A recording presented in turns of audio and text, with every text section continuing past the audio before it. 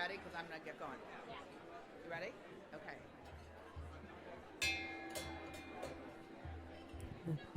Good afternoon, everybody.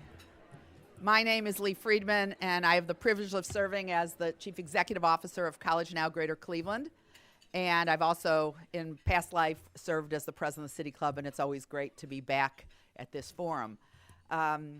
As many of you know, College Now is a large college access scholarship and mentoring provider for students in our community.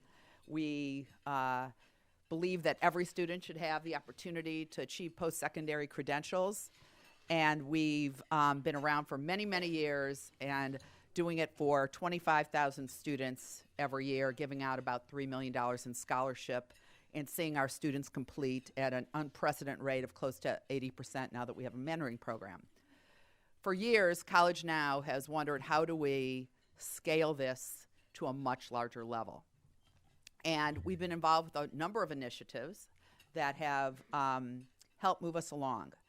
And we've looked to work with our community leaders to see what we can do to collectively to ensure that every student has the opportunity to achieve their personal dreams.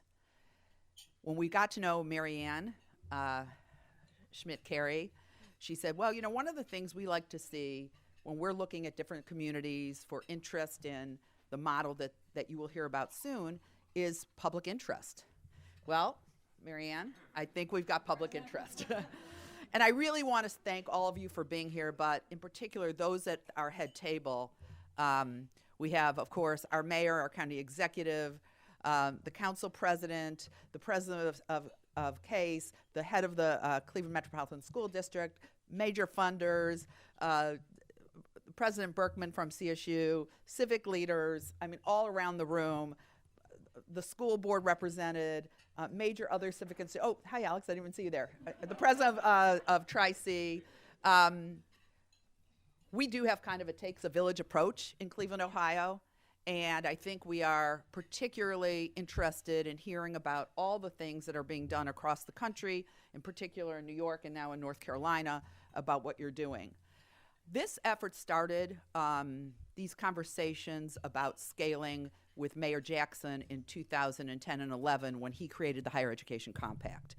And the compact has brought together the Cleveland Metropolitan School District, all of the college access and social service providers that face students in the district, and our higher education institutions to work and create metrics along the way that would help change the trajectory of students. We've been doing it for just a few years. We've not had tremendous, huge resource, but we've had a lot of enthusiasm, Anne, and we're starting to really see those numbers take off. The challenge has been that though, especially with the Cleveland Plan, which has transformed the way we teach our students and manage our school district, that we are seeing students be better prepared, and yet we are starting to see in the last couple of years college enrollment going down. And we know, because we've been doing this for a long time, when we look at numbers, that that is absolutely a result of affordability. I know that when I took over College Now in 2010, the students that we serve, the average gap was a little over $6,000 a year. And today, it's almost $11,000 a year. And a lot of that is, and some of it's the cost of attendance going up, not in every school, but in some schools. It's also because state aid has gone down. And, you know, unfortunately, Ohio does not compete very well in terms of need-based financial aid. It's about $250 a student, whereas in South Carolina, which is number one, it's about $1,800 a student. We know that that's an issue. But we also know that there's a lot of other points along the way, and I know you'll hear Marion talk about this, where students fall through the cracks, don't get the intervention they need, lots of money is spent, and we believe we can do a better job collectively. So the issue is around the pipeline, and the issue is providing hope and ensuring that our students have the opportunity to achieve post-secondary. It's obviously hugely important. One statistic alone, Ohio's the 7th largest state, and we are 38th in educational attainment. And Sandy Pinalto, our former president of the Fed, will tell you two predictors of economic health in a region. One is the number of patents that come out of the region, and the other is the number of degrees attained. So this community, with lots of unemployed people and yet lots of open jobs, is in no position but to address the issue.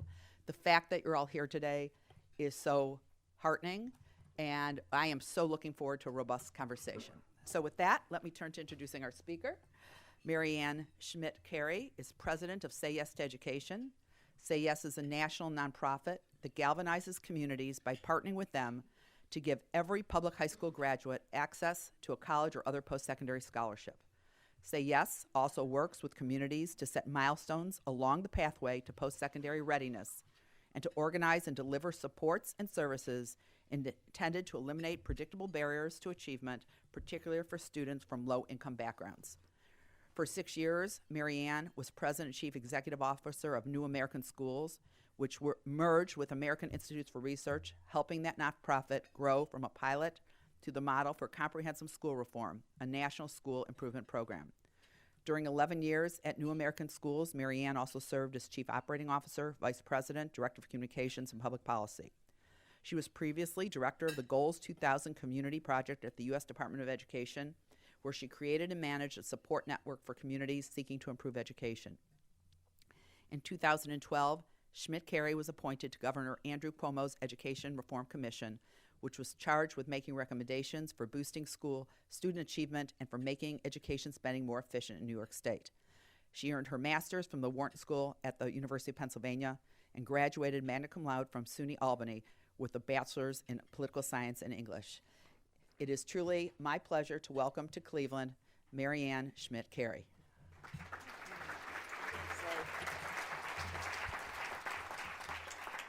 Thank you so much, Lee and Dan. I have to say it was a little intimidating when I came in and I was given a little bit of the history of the City Club and now understand that Teddy Roosevelt and Rosa Parks and Barack Obama have all stood in a room like this and spoken. And all I can say is I'm definitely leaning on my dad, who we very recently lost. This is actually the first day that I'm in public, and I'm so pleased to be here in Cleveland around this work, because there's just nothing more important, and I know my dad would want me to get back up and be back in the game and supporting lots of kids and communities, making a difference. So in his honor and my mother's honor, who preceded him sadly to heaven, I will do my best to live up to that esteemed list of speakers here.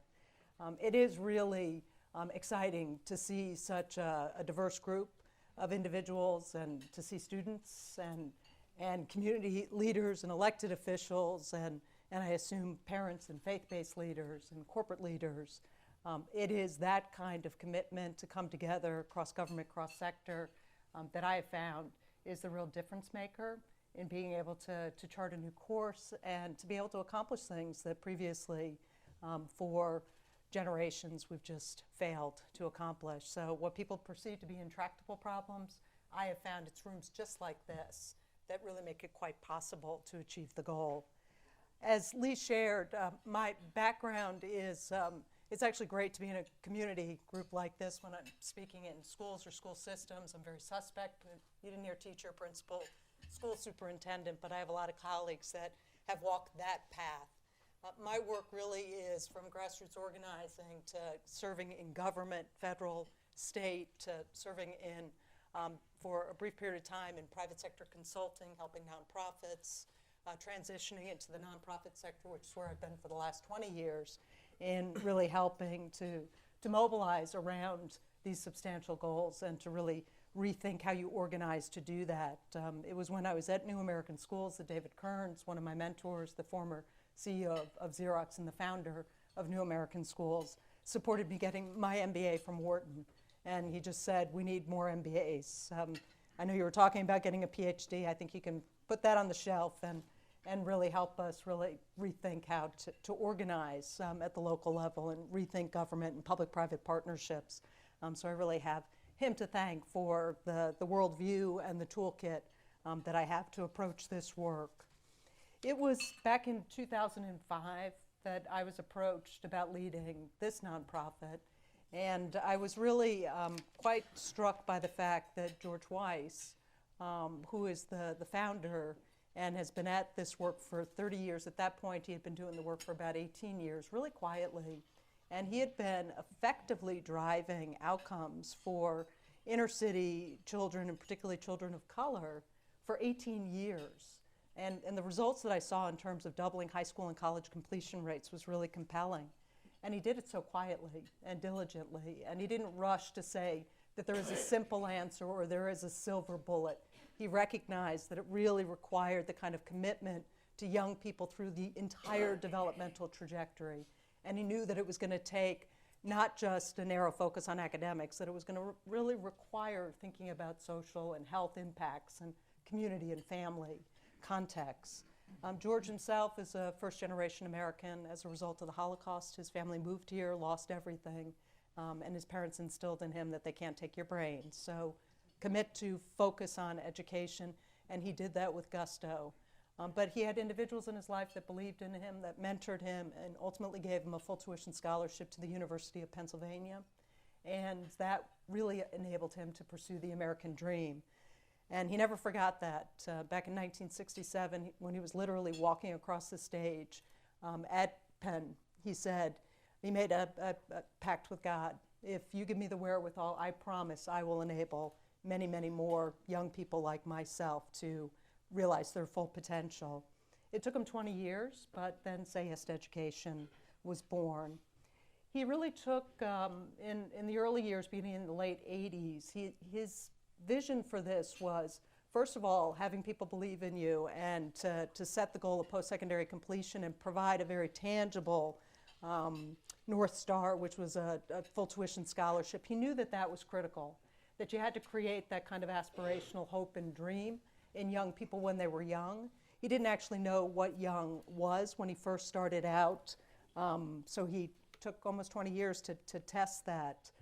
But he also knew that it wouldn't be enough, and this is George Weiss. Now that I remember, I do have a few slides to share with you. I'll let you see the man in full, and he's really an extraordinary individual.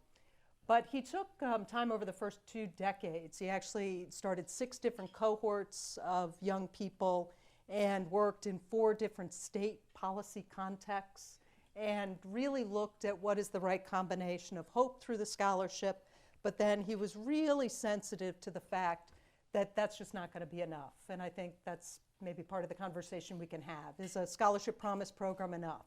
He didn't believe that way back 30 years ago. And I think the evidence really points to the fact that it's a piece of it, it's necessary but not sufficient. And he recognized that you would have to look at systematically understanding what are the barriers that kids are faced with that are created largely by poverty, and they're predictable. There are a set of things in the academic arena, the social and health arena, and there are actually evidence-based approaches and solutions and interventions that can minimize or remove those barriers. And that's really what George Weiss was testing. This timeline just gives you a sense of his patience and his persistence and his commitment. And he started in a number of different cities. He tested some groups. He started with groups of 7th graders, some 5th graders, some 3rd graders, some kindergarten students. He always partnered with a higher ed institution, so there was always research and evaluation. And he hired a team to work directly with students. In the early years, it wasn't a public-private partnership. He wanted to test and refine and prove that every child had phenomenal potential. It was just the way we were working with them or not working with them that was leading to differential outcomes. That's what he took the first 20 years. The big outcomes from that is it really kind of supports common sense. You can make a dramatic difference in a kid's life intervening at any point. But if you really want to level the playing field and see high school and college completion rates mirror what's happening in more affluent suburban communities, you have to start with them really young. So we look at kindergarten and also sort of preschool and through community interventions, really starting that kind of conversation and collaboration as early in a child's life as possible. What happened later is that the board of directors and George was persuaded. So as I mentioned, across the board, they doubled high school and college completion rates. When you started to look at kindergarten starts, that meant more than 90% of the kids were completing high school, more than 74% were attending and completing a post-secondary degree. That was really compelling. And the work that was happening at the national level, that was focused on the outcome being incremental test score increases really were not driving that kind of outcome, that kind of persistence to a post-secondary credential. And he thought that that was problematic and felt that the work that they had been engaged in could potentially have application at much larger scale. But George Weiss is wealthy and he's generous, but he's no Bill Gates, and even Bill Gates can't solve this problem. You really have to figure out how to align, partner with government, where most of the resources are available, ultimately to support this type of work. So it was when I came on board that I was given the challenge to begin to figure out, how can you take this big idea? It had been piloted and outcomes had been demonstrated in small cohorts that range from 50 kids to 300 kids. The question was, can we do this at much larger scale? And that's when we began the work to say, can we develop a strategy that could create those conditions, not have private sector fund 100%, but actually help to organize, incentivize, and support whole communities effectively through systems change, delivering the same kind of very practical, hands-on, just-in-time supports to kids.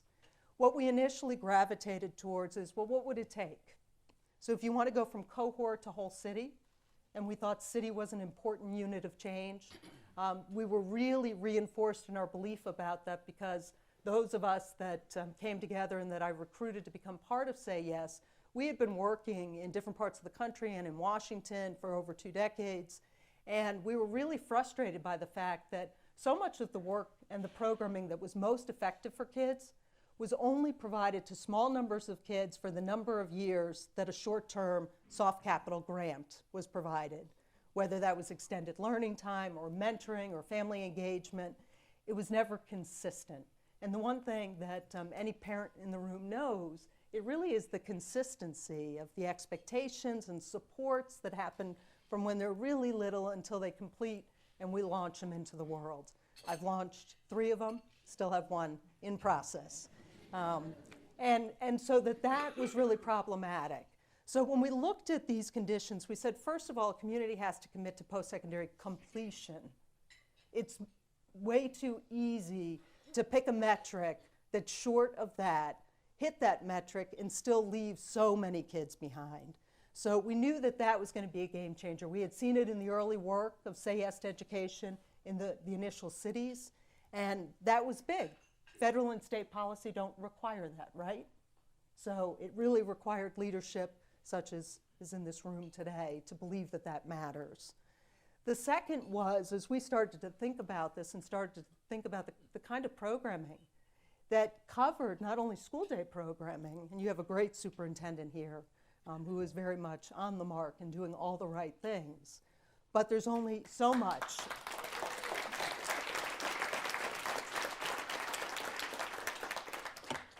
I know I'm preaching to the choir there, but there's only so much that Eric Gordon can do on his own with the budget of a school district and the amount of time that they have to work with kids. But the ability to extend the day, to extend the year, to really bring more social workers, family support specialists into the building, wraparound supports, all of that kind of work requires collaboration with county government, city government, and other critical leaders, philanthropic leaders, community-based organizational leaders, to really come together around a coherent strategic plan that connects the dots between all this work.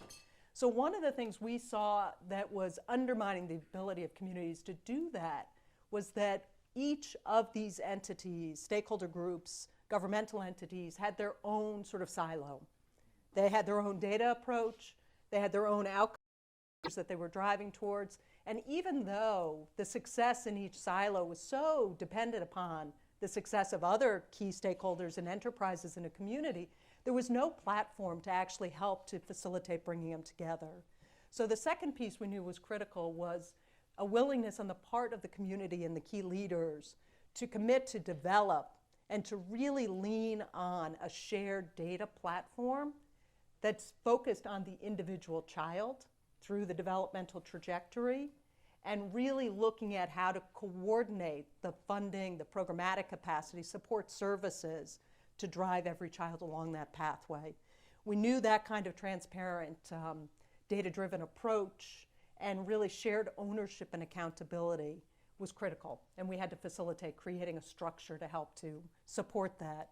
The third was around more transparency around fiscal management, and with that, the ability to look critically, but not engage in a blame game, not engage in finger pointing, but have a third party help a community to just strategically look at how dollars been spent to date. So in communities that we've gone into, we literally will work with the superintendent, and Eric has already indicated his openness to this, to analyze the last 5 years of spending, every dollar, every staffing position, really with an eye towards what are really strategic and effective investments and what are things that maybe could be reconsidered. And then for other partners to be open to that kind of review and transparency, again with an eye towards if we begin to bring some of these funding streams together, collectively, it has been our experience a community can develop the capacity to scale and sustain a set of programs that really drive a better outcome. The fourth piece of this was really around this cross-sector, cross-government governance. And the reality is, we do live in a world where there are prescribed roles and responsibilities and authorities given to a mayor and a city office, and similarly to a county executive and a county structure, and to a school district with a board and other key actors. And part of what we said is we don't think that you can just eliminate all that and create a different governance structure, but what we're asking for and looking for is a willingness to come to a common table and to engage in a process that starts with goal setting, focused on this predictive pathway, which I'll show you in just a minute, and really engages in regular meetings where plans are made tied to a deep understanding of what's happening, what's working in the community right now, what's not working, and how do we develop together programs, deliver appropriately with the right actors doing that, and really think about the hub for a lot of the delivery of the services being public schools. It's just a very practical piece of what we do. Too much right now of good services that are funded in communities are simply inaccessible to too many of the individuals that need it. Referrals are made, services are not received. We could talk about that at length. So just thinking a little differently about service delivery and how the different governmental partners coordinate to do that requires a structure for communication, goal setting, collaboration, resource allocation. And it has to be something where everybody does, in fact, give up a little bit of positional power to be more effective as a collaborative. The final area is around this sustainable fiscal plan. Again, looking to braid government dollars. You are allowed to braid. You're not allowed to commingle. We're very thoughtful about those things, but really thinking about how to create so that you move away from what has been the reality for decades of good programming being available for short periods of time to just subgroups of kids, not to all that need it. There is a way to develop a funding strategy and mechanism for the long haul that allows you to really do what's needed consistently over the long haul. So these are all the partners that need to be part of it. And you see the governmental partners, you see the non-governmental partners, parents and faith-based leaders, philanthropy signing on to work more collectively and collaboratively, and to also sort of co-invest in one strategic, coherent plan for a community rather than engaging in more phenomenal acts of kindness, but sometimes random acts of kindness that don't always add up to everything that's needed within a community. When you pull all of these groups together, and higher ed is a really critical partner, it's the completion of that pathway for young people to give them all that they need in order to be able to realize their potential and to go on to do great things in life. The theory of action for Say Yes is fairly simple. We knew that we needed to find a mechanism to drive sort of action and excitement and energy against doing business differently. And so the way that we define that is we help communities build the capacity to provide full tuition scholarships. And we also provide seed capital, because starting something new like this and the development of things like collaborative governance structures and new data approaches and processes and the kind of professional development, those things cost money. And it tends to be the money that just doesn't exist in a community, or it would be very difficult to get. So we, through the generosity of George Weiss and other partners that we have, do provide that seed capital on the front end that we provide to a community over the first 5 years. We have found in the communities we've worked in so far, Syracuse, Buffalo, now Guilford County in North Carolina, that the combination of that excitement around being able to have access to scholarships plus having dollars to actually do the work and get the infrastructure developed drives commitment to the cross-sector, cross-government collaboration, and to this new data approach. And we have limited time, so I can't get into all the details. But what has happened as a result of that is you can dramatically increase the availability of these services for kids that are targeted to the predictable challenges that they have and sustainably funded because of the collaboration that comes together. And what that has been doing is driving up post-secondary attainment and a set of metrics that precede that. Just quickly want to just make the point that while our theory of action ends with post-secondary completion in terms of what we study and report on and hold ourselves accountable for, there are lots of people like Lee Fisher here in the room with CEOs for City and the Talent Dividend, and many other researchers, Brookings and others, that are documenting today the impact of an increase in post-secondary attainment having a positive impact on all of those things that really are about economic revitalization of a community, decreasing negative things that are happening in a community when there's lack of hope and lack of opportunity, and increasing positive things. So this is why all partners can come together. I'm just going to talk a little bit about the path that we've taken through 3 different cities and a couple of quick lessons learned. And I should preface this just by saying that we are right now searching for 1 to 2 additional cities. You know, we're a relatively modest foundation. We're seeking to create about 5 different proof points in the country of how to do business differently, drive this kind of outcome, to have, over the longer term, we hope, dramatic impact on state policy and federal policy. And in the new era that we're in with ESSA out of the federal government and dollars and authority devolving to states, we think there's a huge opportunity through these initial cities to create collaborations with states and do multi-city replication within a state. So we're small, but we have big hopes and dreams and visions, and intend, through being really careful about selecting partners that are really ready to do this work fully and to drive the model for the future, to really serve as the catalyst then for broader policy change. So we started in Syracuse, New York 8 years ago. What came out of that is, first of all, we inspired, you won't be able to read all these names, over 100 higher ed institutions to join us. We also have a compact that we launched just a little bit before your compact. And these private institutions basically provide the full tuition scholarship to eligible children out of, say, yes communities.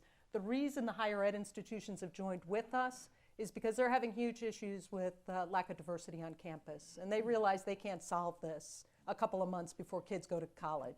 It's got to be the whole K-12 continuum in early childhood. They can't get into that business. They see this as an exciting way to change who ultimately goes to their campuses.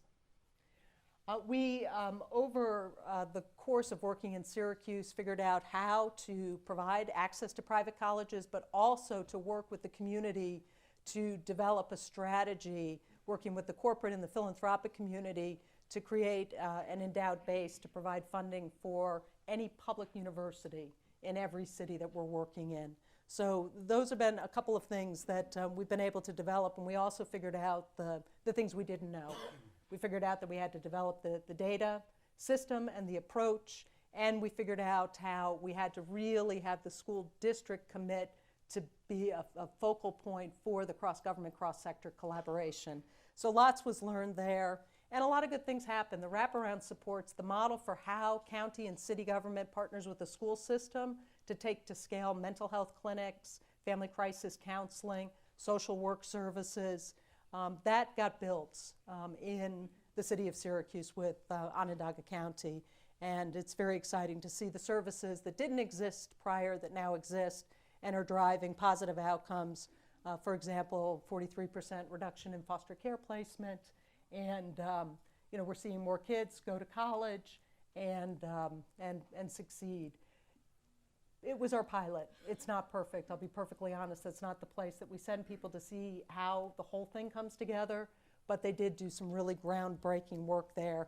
And we're able to leverage resources, county, city. Together, you start to be able to see how many $1 million can be dedicated towards this goal of post-secondary completion. We don't have time to get into that, so I'm just going to keep moving forward. In Buffalo, New York, we built out what we figured out we needed in Syracuse, which was really a structure for this collaborative governance. And we determined with the leadership there and every community we go into, we refine this, but this serves as a straw man. But there's a way for the mayor and the county executive and the head of the school board and other key leaders to chair a leadership council that meets quarterly, that is the forum for public accountability on a set of explicit metrics that everybody's agreed to, and for community conversation about how to continue to improve the process and programming and outcomes and results. They delegate authority to chief deputies and a larger group of people, including the school district superintendent, the head of the teachers union, faith leaders, parent leaders, philanthropic leaders, higher education leaders. This operating group meets every 2 weeks. And based on early efforts on our part where we do the analysis, we do analytics that looks at every public school student within that city that we're partnered with, depending on what age they are, whether or not they're hitting explicit developmental benchmarks that map to post-secondary readiness and completion. They then, and this is just illustrative of the types of task forces that have been developed based on what we've learned are key areas that really need focus and new thinking and new work. There is a whole structure for this local facilitation. Part of what a community values is actually having an honest broker. That's part of the role that we play. You either embrace that or you don't. And we have found that communities have found it really helpful to have a third party help with the analytics, to have a third party help with the creation of the data structures and the vetting and cleaning of data so that people can build trust and confidence that they know their numbers and they're acting upon clarity and sort of break down some of the historic challenges and mistrust. Now I know Cleveland is probably leaps and bounds ahead of many communities in terms of the level of collaboration and work in the Cleveland way, which is part of the reason we're really excited to be here and to learn from you and hopefully to, at least through our work, share some lessons learned. But I think just understanding that there are a set of structures that help to do the facilitation and drive towards the outcome metrics. In Buffalo, we were able to pretty quickly raise a great deal of money. We took a different approach to how we did that on the front end for the scholarship piece, which really became a rally cry for the whole community around the potential of every child to accomplish this goal. In addition, you see a lot of just the infrastructure that allows you to get to the delivery of the wraparound supports, legal clinics, and within school supports and extended learning time. That happened pretty rapidly with very strong collaboration, county, city to school district. In addition, one of the things that actually even just since I flew out here, there are new numbers out of New York State. In 3 years, we've had 3 years of work and 3 years of data now in Buffalo. That high school graduation rate has actually gone up 10%. So that's dated just by the fact that the release just came out. The governor's doing the State of the State today. And we're really excited about that. And hundreds, about 400 more students are actually attending college already, just in these early years, and we still have a long way to go there. There's a leverage story as well. We more recently looked to get south of the Mason-Dixon line and went through a long search and picked Guilford County. It's our first countywide system, 72,000 students, and we launched it September 17th.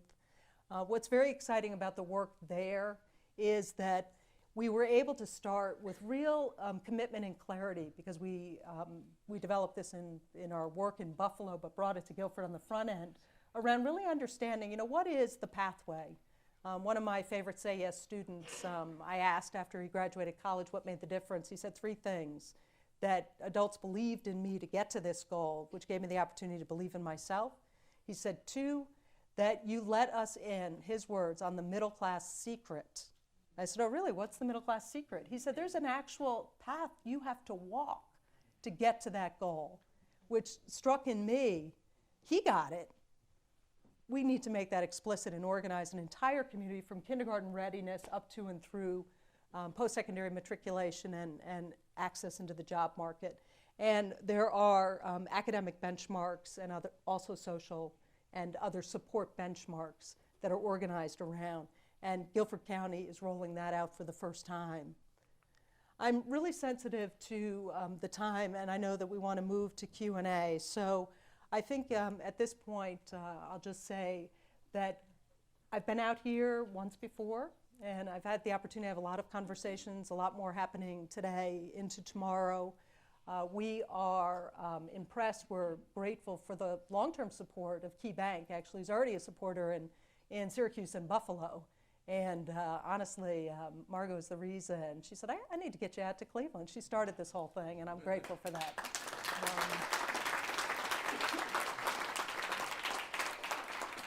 But we're really looking for the brave, the leaders that are willing to step out a little bit, because it's a little uncomfortable not to have a clear roadmap. Nothing that we do is cookie cutter. We're not here to sell anything. We think it takes a decade to actually transform how a community works to become really as effective and coordinated and impactful and data focused and data, actually accomplishing those goals. And what we've learned is that there are mechanisms that have been effective in helping to build that kind of the systems, structures, the culture, and the long-term commitment. And a different community conversation that starts with the kids, stays centered on the kids, and really restructures everything we all do as adults. And I was just as guilty in all those different jobs of not building out what we do from the child and to the goal we want to get them to. So that's really effectively what it is we seek to do. But it's the community that brings it to life, and it looks different in Buffalo than it does in Guilford, than it would look in Cleveland. But there are some core principles, I think, that hold firm regardless of where you go. So I applaud you for what you've already done, and if some of our work can provide a little bit of inspiration and maybe an innovative idea, I would be thrilled. So thank you so much. Okay. Today, we are enjoying a forum featuring Anne Schmitt-Carey, President of Say Yes to Education. We encourage you to organize questions for our speaker now and remind you that your questions should be brief and to the point. If you are joining us via our webcast and would like to tweet a question, please tweet it at the City Club. We welcome all of you here and those joining us via the web stream provided by our primary media partner, 90.3 WCPN, WVIZ PBS, 104.9 WCLV, Idea Stream, or one of the many radio stations across the region and the country that carry City Club programs. Production, distribution, and broadcast of City Club programs are made possible by Cleveland State University and by PNC. This Friday, January 15th, the City Club welcomes the most successful inventors you've never heard of. We've all heard of them, John Nottingham and Bill Nottingham of Nottingham Spirk, for a conversation on success in innovation and design. For information about our upcoming and past forums, please visit us online at city-club.org. Well, I think it's just cityclub.org. Yeah. I got all these dashes in here, so I'm like, that doesn't look right. Today's forum is sponsored by the Higher Education Compact of Greater Cleveland. We thank you for your support. Now it's time to return to Ms. Schmitt-Carey for our traditional City Club question and answer period. We welcome questions from everybody, including guests. Holding the microphones today are Content Associate Teddy Eisenberg and Marketing and Outreach Fellow Faye Walker. May we have the first question? Do you have student ambassadors who can serve as experts or practitioners and innovators for your program? So folks that are in the field that can really talk about what it's like from their vantage point, we do. So we have leadership from all of the communities that I've mentioned that serve as mentors and partners, and we really cultivate a sister city type of relationship so that in terms of getting up that learning curve and learning from them, and also being able to hear it directly from a parent. We've had Sam Radford, who's the head of the District Parent Coordinating Council in Buffalo, go to other communities and really talk about it from that vantage point. And similarly, the other key stakeholders are available. What has been your experience working with international students? So we've, in upstate New York, in both cases, they're refugee resettlement locations.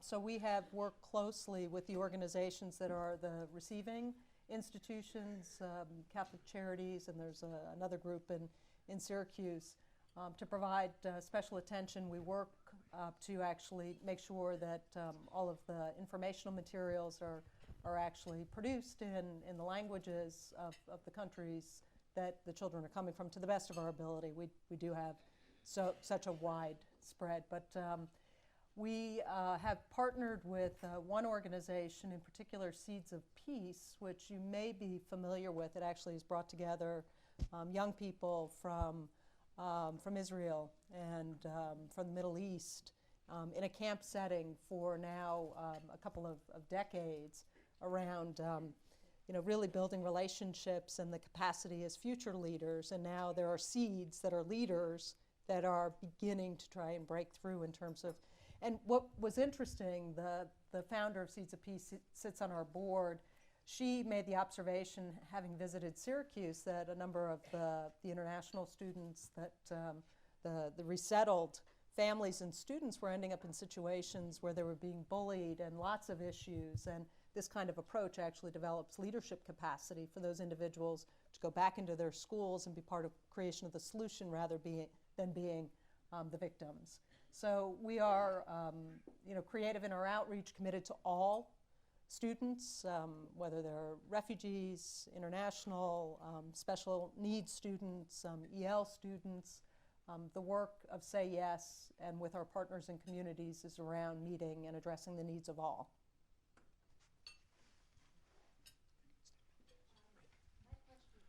Yes.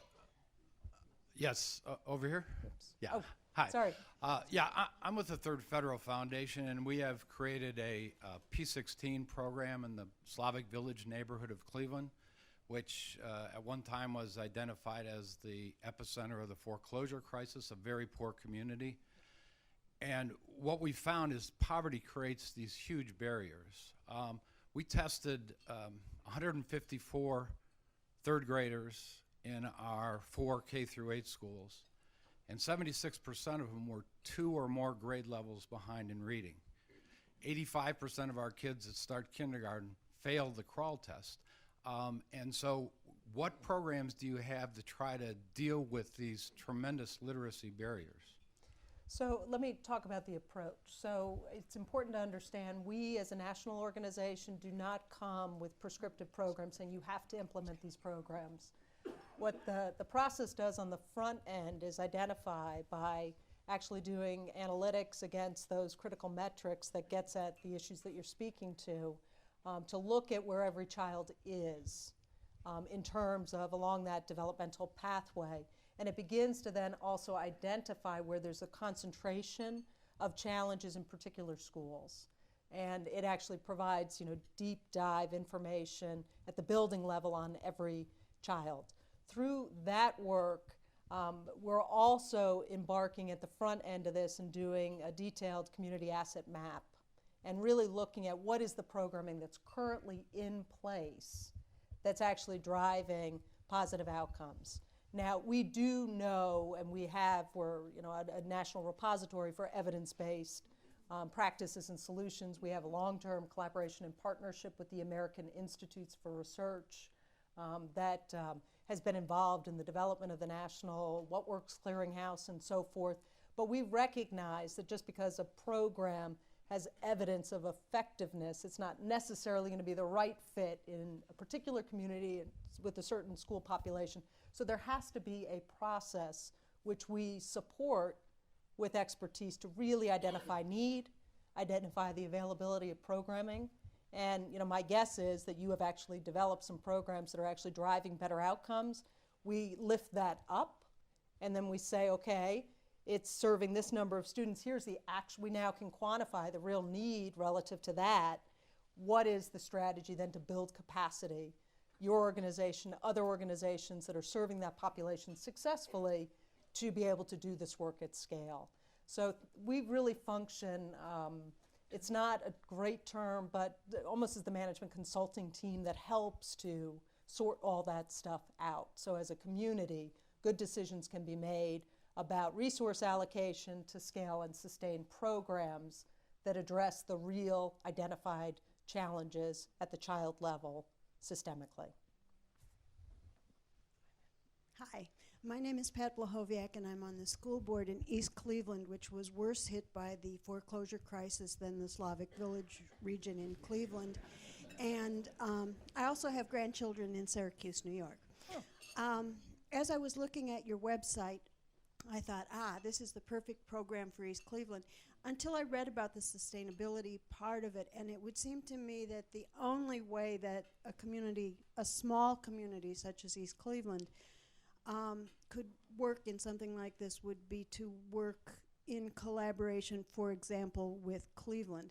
And I was wondering if there had been any thought put to having a program here that would be Cleveland and East Cleveland.